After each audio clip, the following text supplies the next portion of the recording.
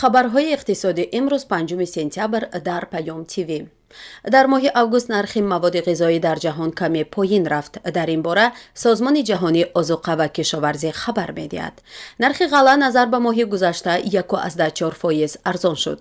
Ин тамоюл дурнамои беҳбуди сесола дар Амрикои Шимолӣ ва Русия, инчунин асаргирии содиротро дар доираи ташаббуси баҳри сиёҳ инъикос мекунад.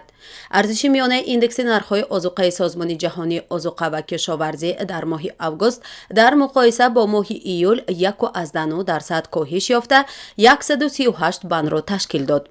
ин рақам ки дар аввали сол ба ҳадди рекордӣ расида буд, моҳи панҷум пайи ҳам коҳиш меёбад, аммо ҳанӯз ҳам аз арзиши сабтшуда дар соли 2021 7,9% бештар аст. индекс тағйироти ҳармоҳаи нархи байналмилалиро барои як сабади маводи ғизоӣ аз ҳама зарурӣ инъикос мекунад. қимати ғалла дар муқоиса бо моҳи гузашта 1,4% коҳиш ёфт, ки ин ба 5,1% поин рафтани нархи гандум дар ҷаҳон марбут будааст. ин тамоюл дурнамои беҳбудии сесола дар Амрикои Шимолӣ ва Русия, инчунин асаргирии содиротро дар доираи ташаббуси баҳри сиёҳ инъикос мекунад. нархи биринҷ ба ҳисоби миёна дар давоми моҳ мӯътадил боқӣ монда, нархномаҳо барои ғалладонагиҳо 0,2% боло рафтанд. ҳамзамон болоравии нархи ҷувори Макка дар ҷаҳон, ки аз шароити гарм ва хушк ба Иттиҳоди Аврупо ва Иёлоти Муттаҳидаи Амрико ба вуҷуд омадааст, бо поин рафтани нархи ҷав ҷуброн карда шуд. индекси нархи равғани растанӣ нисбат ба моҳи июл 3,3% коҳиш ёфта, нисбат ба моҳи августи соли 2021 каме поинтар аст. арзиши равғани лӯбиё аз сабаби таъсири шароити номусоиди обу ҳаво ба истеҳсоли Иёлоти Муттаҳидаи Амрико яккаме баланд шуд.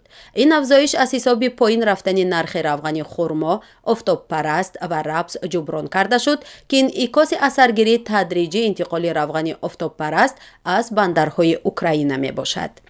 индекси нархи масоти ширӣ дар моҳи август 2% коҳиш ёфт, дар ҳоле ки аз сатҳи моҳи августи соли 2021 23,5% баландтар буд. нархи панир дар ҷаҳон дар давоми моҳи даҳум пайи ҳам боло рафт, дар ҳоле ки нархи шир бо интизориҳои зиёд шудани таъминот аз Зеландияи Нав, ҳатто сарфи назар аз кам шудани сесола дар Аврупои Ғарбӣ ва Иёлоти Муттаҳидаи Амрико коҳиш ёфт.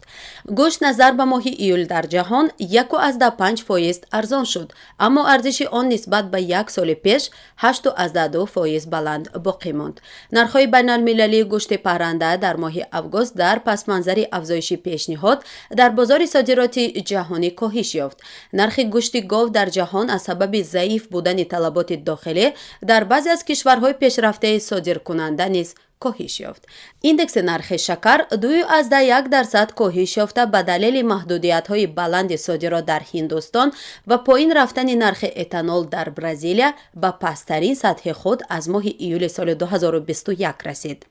имрӯз Созмони ҷаҳонии озуқа ва кишоварзӣ пешгӯии навшудаи ғалладонагиҳоро барои соли 2022 нашр кард. истеҳсоли ғалла дар ҷаҳон назар ба соли гузашта 38,9 миллион тонна ё худ 1,4% кам мешавад. интизор меравад ки ҳосили ҷувори Макка дар Иттиҳоди Аврупо ба далели шароити ҳавои бениҳоят гарм ва хушк камтар шавад.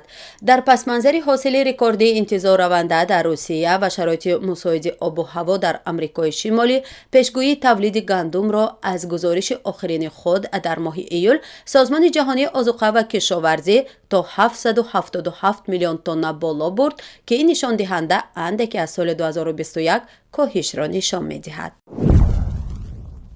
нархи арз. бонки миллии Тоҷикистон қурби расмии асъори хориҷиро нисбат ба пули миллӣ сомонӣ барои имрӯз 5 сентябр муқаррар намуд. қурби расмии 100 рубли Русия дар Тоҷикистон ба 16 сомониву 55 дирам баробар шудааст. бонки миллии Тоҷикистон ҳамчунин қурби 100 доллари Иёлоти Муттаҳидаи Амрикоро 1024 сомониву 56 дирам ва 100 евроро 1024 сомониву 76 дирам муқаррар кардааст. раванди устуворшавии пули миллӣ дар Тоҷикистон گرفتن در حالی است که اخیراً سراج‌الدین اکرم رئیس امانتبانک گفت توجه و اعتماد اهالی به سامانه بیشتر شده است. رئیس امانتبانک میگوید حتی نفرانی بودند که در بانک پس‌انداز دلاری داشتند و آن فایز داشت، اما از بحر فایز هم گذشتند و اسعار را عوض کرده پس‌انداز سامانه گذاشتند. ذکر گردید که این بانک تنها در 6 ماه اول سال روان بیش از 2.5 میلیارد سامانه به معاملات برآورده است که باز هم کم است. نرخ نفت خام. نرخ میانه فروش هر بشکه نفت خام تحویلی ماه آینده در بیرژه‌های اینترکانتیننتال اکسچنج و برینگراد فیوچرز لندن $93.84 معامله شد. نرخ میانه هر بشکه نفت خام تحویلی ماه آینده در بیرژه‌های نیویورک مرکانتال اکسچنج و لایتویت گراد اول نیویورک $87.46 معامله شد. نرخ طلا. قرب طلا در بیرژه‌های لندن صبح امروز $1711.09 برای یک اونس تعیین شد.